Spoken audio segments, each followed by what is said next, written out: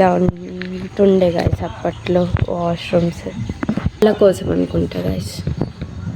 ఏమి దూడో కర్ణ అనుకోన్నాడు 40,000 ఇస్తారా కొడుకు ఫస్ట్ టైం స్విట్జర్లాండ్కి పోతాను అయినా నేను మన బాకీలన్నీ పట్టి రాసుకో నేను పంపిస్తా ఉంటా కట్టే అన్నాడు.